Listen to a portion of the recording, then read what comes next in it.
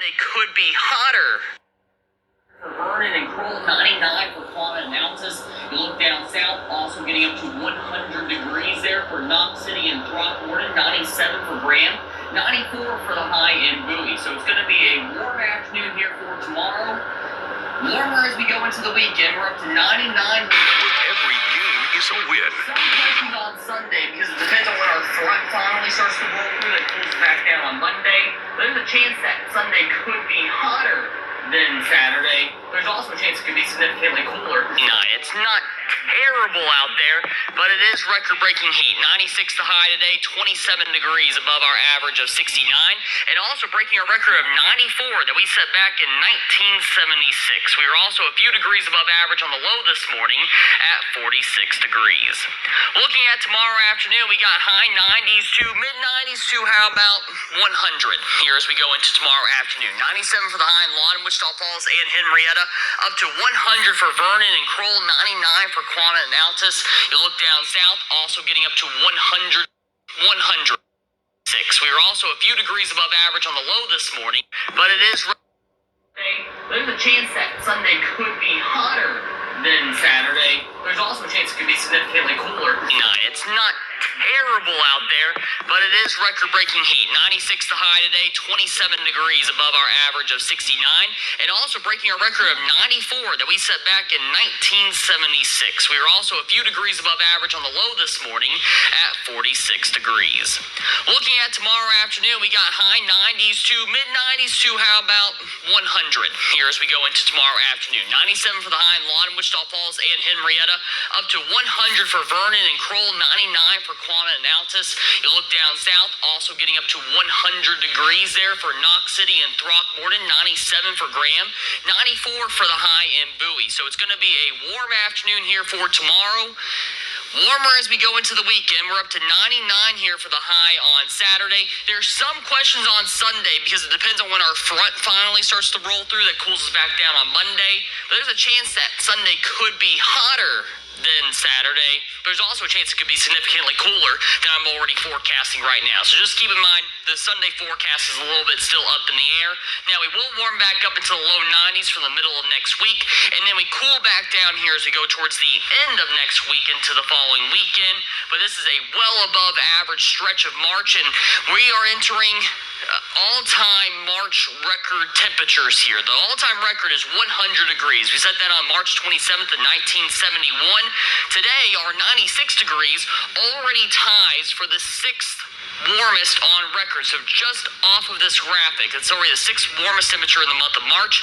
And also I want to point out the March 1st of 2006, when we hit 98 degrees, that's the only temperature warmer than the day that we had today this early in the month of March. You notice the rest of these are towards the end of the month. So yeah, we are in some territory right now of warm temperatures because we have one of these ridges of high pressure, those heat domes, that's already built in over the southwest part of the country. It's continuing to shift off to the east here. You can see it really well on the water vapor imagery. It's keeping us hot. It's a summer-like pattern, which is why we have summer-like temperatures at the moment. It won't last forever. This is not indicative of what could occur as we go into the summertime, but it is going to be really hot here for the foreseeable future. You see clear skies across the region right now. Not going to change too much here over the next couple of days. Just plenty of sunshine here as we go throughout Friday into Saturday and even into Sunday. We should see a little bit of cloud cover roll in with that front as we get into the beginning, though, of next week. So for tonight, 53 degrees, clear and calm with a light and variable wind. Tomorrow high, 97 degrees, sunny and warm, while the light and variable wind continuing here for tomorrow. Here's a 7-day forecast. We got clear skies here as we go throughout this weekend. Temperatures well above average, but we are a little bit cooler there on Monday at 75.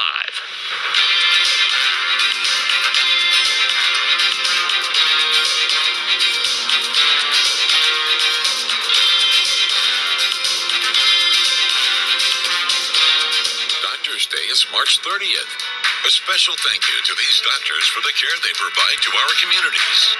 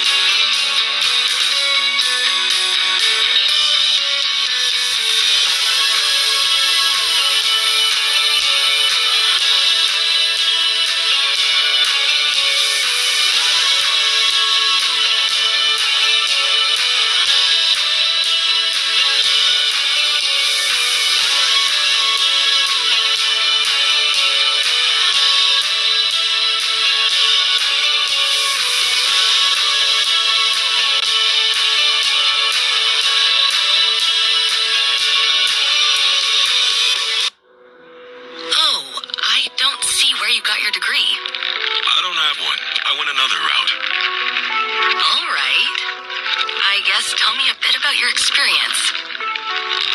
For 15 years. For the best reviews, go to bestreviews.com. Seriously, before you buy anything, ever. You're watching KFDX 3 News. The price for diesel has shot up across the country as the escalating conflict in Iran puts a major strain on global oil supplies. According to AAA, the national average price for diesel has surpassed $5 a gallon. Experts say the only other time the national average for diesel topped $5 was in 2022, shortly after Russia invaded Ukraine. Jesus Balthazar spoke to truck drivers and companies about how this is impacting their business. Diesel prices are spiking across the country due to a massive oil supply bottleneck in the Middle East. The ongoing conflict in Iran has essentially shut down the Strait of Hormuz, a crucial waterway where a fifth of the world's oil usually passes through. And with that supply choked off, trucking companies in the U.S. are already seeing their expenses skyrocket.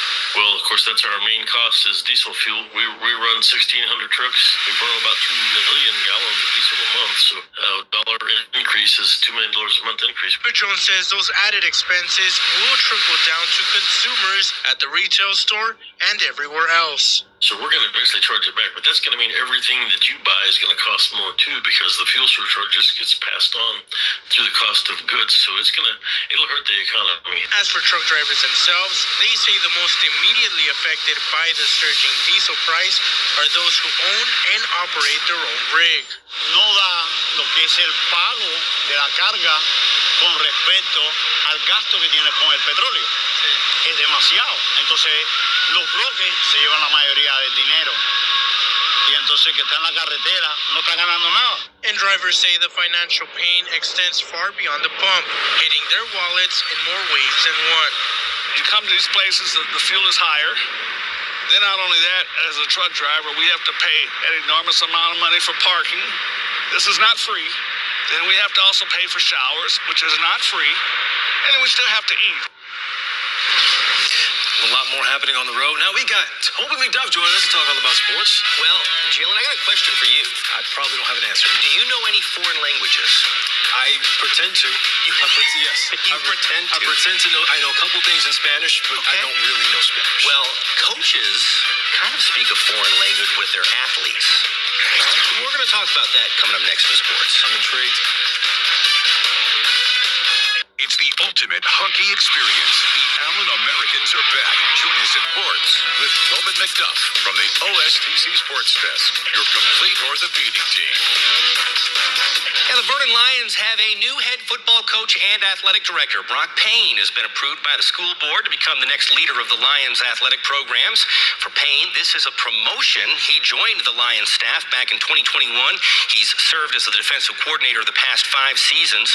The last 2 years, he added the titles of assistant head coach and assistant athletic director. So back in 2020, football coach and Unforgettable sports with Tobin McDuff from the OSTC Sports Desk, your complete orthopedic team. And the Vernon Lions have a new head football coach and athletic director. Brock Payne has been approved by the school board to become the next leader of the Lions athletic programs. For Payne, this is a promotion. He joined the Lions staff back in 2021. He's served as the defensive coordinator the past 5 seasons. The last 2 years, he added the titles of assistant head coach and assistant athletic director, so it should be an easy transition. The Lions have advanced to the 3rd round of the playoffs each of the past 3 seasons, with the Lions defense allowing less than 18 points per game. Vernon began its job search in January when Kevin Sherrill resigned to take a job at Blooming Grove High School. One of the most interesting parts about softball is the communication between coaches and players. The way a coach tells their pitcher where to throw and their batter whether to bunt or swing away, which can have a serious impact at the high school level. Parker Hollandoner has more with the ways different Texoma teams keep their signs from getting stolen. If you've been to a Texoma high school softball game, you've probably heard a coach barking out a random combination of numbers or words. 25-4. 25-4. But that sequence isn't random. It's actually the way that teams across the country communicate with pitchers, catchers, batters, and runners without tipping their hand. I think it kind of changes the dynamics of how the at-bat goes, and I feel like it kind of helps me figure out pitch sequence and kind of has developed over the years of what I think is good for these scenarios and for these kinds of batters. While the idea of pitch calls and batter signs have been part of the game of softball for quite some time, the modern system has evolved to use a kind of cipher, one that can be decoded using cards like these, kept in a player's wristband. Using a grid system, pitchers are told what pitch to throw and where to place it, while batters hear whether they have the green light to swing or even to steal a base. It's almost like a bingo card where you can change the pitches around in certain numbers and certain levels that you want. So we do ours in the pitching side. We do them in 4 locations, and then every pitch imaginable, because we just don't know if we're going to use them later, if some pitcher has a screwball or some pitcher has a rise ball. So they kind of got all those calls. I think it's very helpful. I mean, if we're all on the same page, then we're all going to get the same job done, and just kind of helps make the process a little bit easier. But as times change, so does the game, and with it, the strategy. Some schools, like Iowa Park, switching to electronic pitch comms. It gives me an advantage because I'm not so loud and they don't hear my voice all the time, because they can hear my frustration sometimes when I'm calling out those, the pitch calls, different moments in the game and things like that. The wireless pitch comm, similar to what's seen in professional baseball, is an earpiece that lets a coach talk to their catcher, who then relays signals to her pitcher, using a similar 2-number combination indicating pitch and placement. This more streamlined method has its downsides, but less coding and increased speed can also lead to fewer mistakes in the circle. It's been pretty easy. I would say the electronic is quicker, but sometimes it gets complicated with runners on, but there's easy fixes to that. She just gives me a number depending on the pitch, and I just go. It's as easy as that? Yeah. Even more advanced communication methods may be on the horizon, with some coaches believing that digital wristbands, similar to smartwatches that can display simpler commands to an entire team at once, may not be all that far away. The actual physical wristband that we used for 6 years prior, the entire defense had them, so they kind of knew what pitch was coming, and a lot of our first and third plays were on those bands. Even if you have to communicate it from like what we can currently do under UIL is communicate it from the coach to the catcher, it doesn't get all the way out like I would like to. So when they do that more towards the college where everybody's got the digital wristband and stuff like that, that's kind of where we would probably transition over to that. For now, though, most coaches happy calling out their codes and watching their athletes execute. With your Sports Spotlight, I'm Parker Hollandoner. 33-3. 33-3. That means we'll be right back after this. I'm a United States Marine. When I came home, I became angry.